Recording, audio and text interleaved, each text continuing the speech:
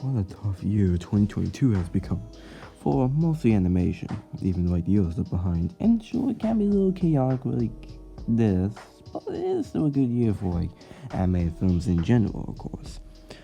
Sure, there can be a bit of embarrassments, but there also are some new ones that I consider my new favorites, and I get to know which are the best and which are the worst, or ones that are mid.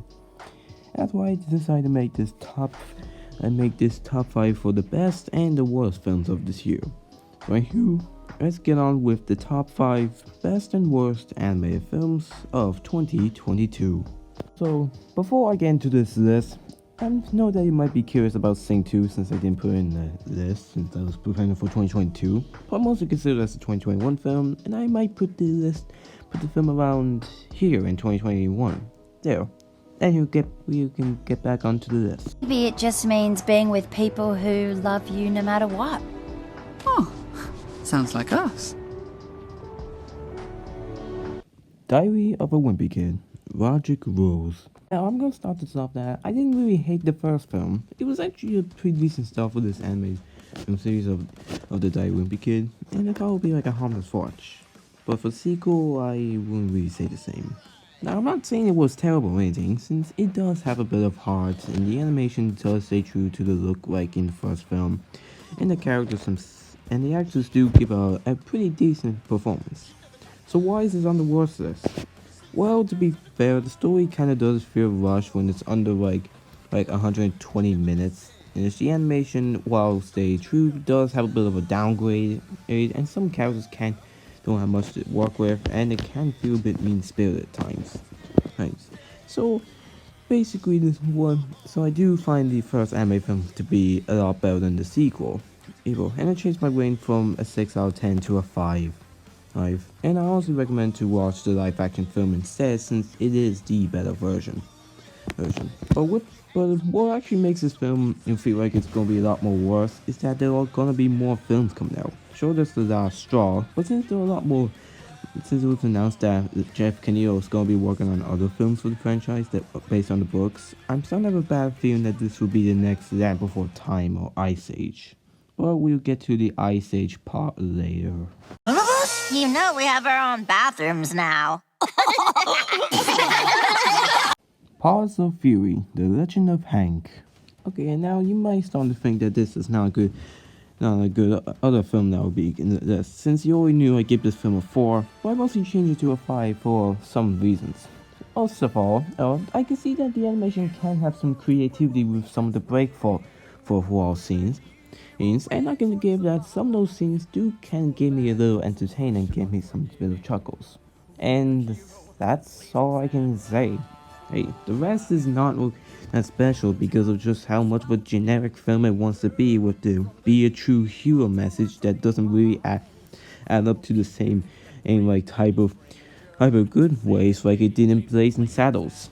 And the animation, while I did give credit for breakfast scenes, it doesn't really do much with some other stuff like with the backgrounds or anything else, and the characters can feel quite despicable even if the actors did an okay job at that. So I mostly assume that if you're quite interested in this film, then go ahead. But I mostly think that other anime films in this year can be a lot better than something that's blazing. Just rode a horse. I almost died, but I just rode a horse. Around here, we call that hanging on for dear life. Hey, but it's a start. Hotel Transylvania, Transformania. Now, I won't say I am a big fan of Hotel Transylvania. I mean, I do actually enjoy some of the films. They're not the greatest, but they are still fun films. But for the fourth film, it's nah. I mean, I won't say it's terrible. It is still a fine film, since there were some times where it can give me a chuckle. Its animation still looks good for like the Hotel Transylvania standards, and the actors, including Brian Hall as the replacement for Adam Sandler, did a pretty decent job. But the big problem with the film is that the story itself can often feel like it's just trying to get itself over just so that the franchise can end, especially copying elements from the previous films. Some of the characters have not much to do, especially when there's so many of them. The character animation can go up, can a little bit over the top, and some of the human designs can feel a bit uncomfortable to look at. And the comedy, some jokes were decent, but most of them were just quite juvenile. I mean, I won't say that the franchise itself was a big downgrade. Hey, for when you compare it to like this film, since it does still keep some elements in it that keeps it away from being like a terrible film. Since I mostly changed the rating from this film from a 6 to a 5, but it is the weakest film of the franchise. And hopefully, and I'm just glad that this film will be the next Ice Age. And, of course... That you not know, Mr. Smith. Why do you keep calling me Mr. Smith? Well, Revere called you Blacksmith. Right, because I'm a blacksmith. Right, a blacksmith. A blacksmith. Blacksmith. The Ice Age Adventures of Buck Wild. Yeah, it wasn't much of a surprise to see this film on the list. I mean, sure, it is your typical bad Ice Age film, which is of course going to be shot anyways when this is made by Disney and not Blue Sky. But what makes this film even more worse is that the main characters are Crash and Eddie, but not Buck Wild. I mean, sure, he is one of the main characters, but he isn't the main character, which can be a big disappointment for a film that's literally called The Ice Age Adventures of Buck Wild. But if I would give this film a bit of some credit here that keeps it away from being number one, is that I'll give the film that it does have an interesting concept of being a Buck Wild spin-off for the Ice Age franchise. Right, and I'll give that some actors like Simon Pegg and Justina Machado, as both Buck and Z, actually do a pretty decent performance, and actually do a lot more better than the others. However, that doesn't really do much to save this film, since it is way worse than you would think. The story is just a complete mess, and I won't do too much of a mess, but it is still a disappointment compared to the other films. The animation had a terrible downgrade compared to the Blue Sky films. The characters just have nothing much to do instead of just being and just don't do much throughout the entire film. And it's quite obvious that Disney is just trying to milk the franchise, despite the fact that this franchise has started for like 20 years now. I was already getting tired of watching these Ice Age films, and that was very dreadful. And seeing that there was an animated Night at the Museum film, and that one's kind of decent, but I was mostly just trying to put in more films on Disney Plus, and hearing that the announcement of Rio 3, I can definitely tell that 20th Century Fox films are gonna have a rough ending on this point. It's disgusting! Marmaduke. Who in the right mind would think this would be suitable enough to be on Netflix instead of like some other projects like something like The Bone Show or anything else like that? But moving on to the film itself, God, was it an absolute agonizing experience. And I mean, there was a lot of problems it has that just makes me question this film's sanity. And even for like some of the people that were working at Netflix. The story is complete confusion and just abysmal to think about. The animation is an absolute tumor. The characters are just an unlikable and mean-spirited characters. And the big problem with this film is that it just be picked out of all the things that Netflix decided to put on their streaming platform. They had to choose this. And even though comedy makes Northern North's jokes look like the Emperor's New Groove. I mean, I can tell nowadays that there might be some people who would just say that this isn't just the worst film of the year or the decade. I can tell that this could be one of the worst anime films to ever exist. Among the levels of Northern North, the Emoji Movie, and even Food Fight. It's that agonizing. And since Marmaduke is just an agonizing experience of either the year or the decade, I can definitely say that Marmaduke is the number one worst animated film of 2022. And of course, before we get to the best list, I would like to talk about the honorable mentions. And sure, these films are not on the best or the worst list, but if they're not on the best or worst, they're at least mid. And being mid is mid, and it's okay. So I'm going to talk. Also, I'm going to be like mentioning these films from like either worst to best in these honorable mention category. So, starting off with the weaker ones, they are Look. It could have had an interesting concept if John Lasseter came in and just did nothing with the movie at all. Night at the Museum, Commonwealth rises again. And I mean, sure, you can figure about This Is Night in the Museum family might enjoy it, but there's not much to it. Apollo 10.5, A Space Age Childhood, could have been an interesting anime film with good role scope and animation, but too bad it was too focused on the nostalgic stuff.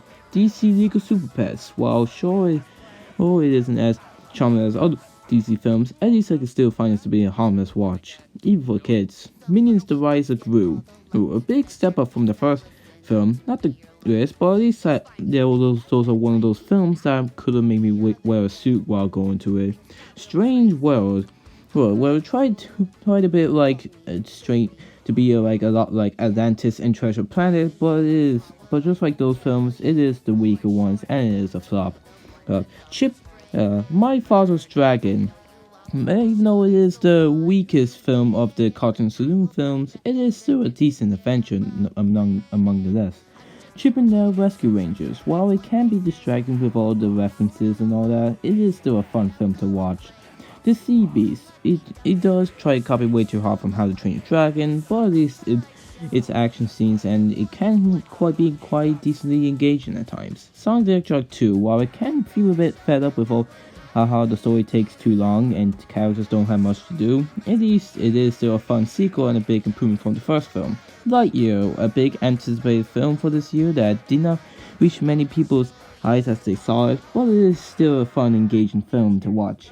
And finally, the Bob's Burgers movie. This film was quite close to being on the best list, even if it can have some weak points like side plots that go nowhere and songs that try and make this feel like a musical. It is still an engaging fun film, and I can definitely tell you guys will have a good time with the film as well. And even if these films are not best or worst, at least you can say that they are harmless. Wendell and Wild. It's been quite a long time since we had some stop motion films on our hands. And luckily we have your boy Henry Selick doing the works with an interesting new direction of Jordan Peele into making their own next horror type of stop motion film, which is of course Wendell and Wild. And it surprisingly actually hit its mark quite well, and while the writing isn't really that strong enough, since it are side plots that go absolutely nowhere until the very end, and some villains that are the main ones that are actually quite cliches, it is still a fun film to watch with a fun and creative story with a strong message of letting go of your past. It's a very creative type of animation that it's going for. Some fun and craftable characters that voice actors did put a lot of talent into, and some fun comedy with your boys Key and Peele. And I actually would see this film to have a big effort as being the next Halloween holiday classic like Nightmare Before Christmas, Coraline, and even Paranormal. And I guess I can say that this film did actually hit the mark of stop motion coming back. And still will be a few coming back again next year. Well, of course, in 2023 as I'm recording this. So I can see that at least stop motion can still get my eyes. Gonna be real with you, I'm not like the best dragon. Have you ever done like a group project, but there's like that one kid who didn't pitch in as much, but still ended up with the same grade? We're doomed. Turning Red. Throughout 2022, me and a lot of others always think that which one that likely would be the best Pixar film of 2022, and Turning Red would just not be up there. But in the end, it was obviously Turning Red that gets the chance, and while they're both good, Turning Red comes out as the best Pixar film of the year or so. And I'm honestly kind of quite surprised by this film as well, with its masterclass storytelling. I mean, sure, it doesn't have the best writing since it can be predictable at times, but it does have a nice story to tell with some very some very draining hard moments, and some very expressive animation, Some characters are unforgettably charming and very hilarious, I would say. It does have a message of growing up, and I can consider this to be one of the earlier, funniest Pixar films out there. And the more I look at this film, the more I realize that Pixar is really going into a new direction here. And it's kind of for the best that Pixar might change. And the more it changed, the more better it might become. I'm sure it was better back then, but this could be interesting now. And if you don't believe me, take a look at Elemental. You know, you could experience things a whole lot better without that camera. Dad, this is how I experience things. I don't think... The Bad Guys. Oh, well, you know, I got a DreamWorks film that overpass another beloved Pixar film, and hopefully there won't be people just trying to unsubscribe to me and comment down on why did you put this film over that. So, yeah. But all aside, The Bad Guys, it is still a fun film, and it's quite surprisingly a big step up for DreamWorks, a bit similar to Turn of Events for Pixar. And while the writing, of course, isn't really that special, especially like the story kind of feeling a bit not too great, and the twist feeling is a bit off, is a bit weak at times. But it does make up for it with some pretty fast and engaging action scenes, a very beautiful and expressive animation. The characters are unforgettably charming and great, thanks to the top class voice acting, and it's up there as the funniest DreamWorks films to ever exist. And of course, as I said like a few seconds ago, this really is a big step up from DreamWorks from their past films in 2020 and 2021 respectively. And yes, there's also another film, which I'll get to that later. I can even say that DreamWorks could be up to something here. Well, they're actually taking these films a lot more seriously than Disney is by now. And I'm actually quite glad DreamWorks is back at their game. And it's all thanks to a high gang of anthropomorphic animals. And despite being called the bad guys, it was a lot more than just bad in my eyes.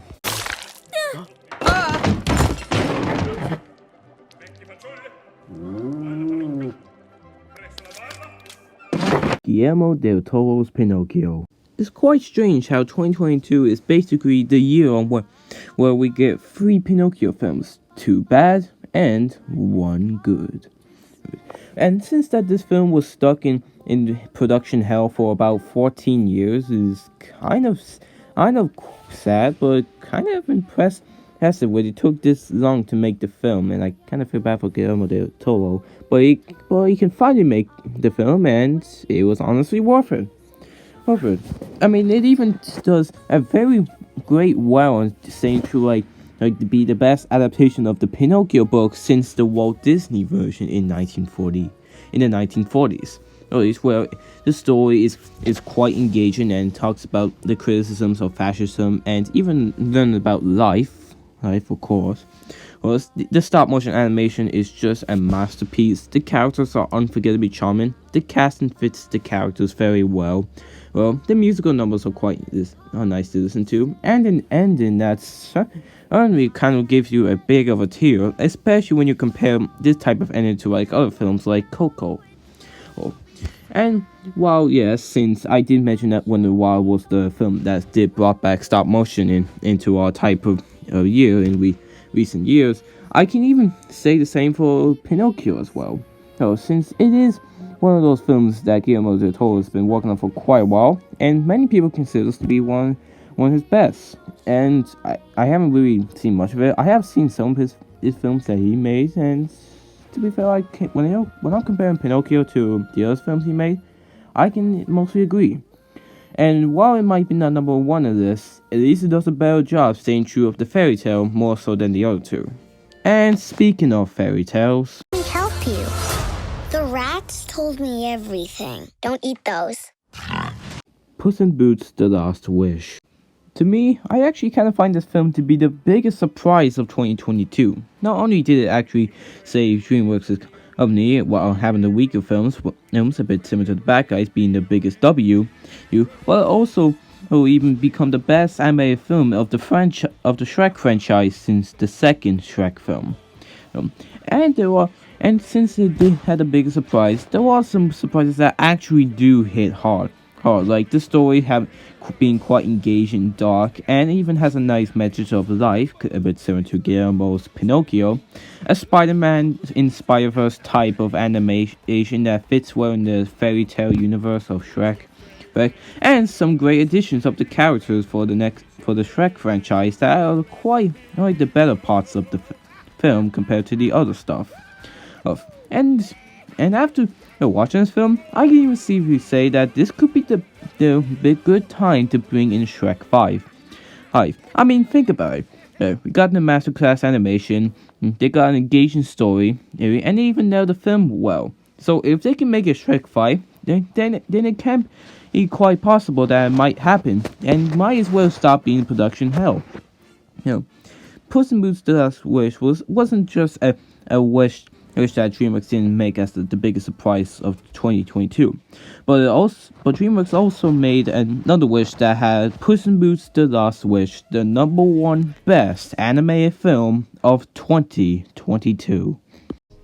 Whew, what a big year 2022 turned out for me.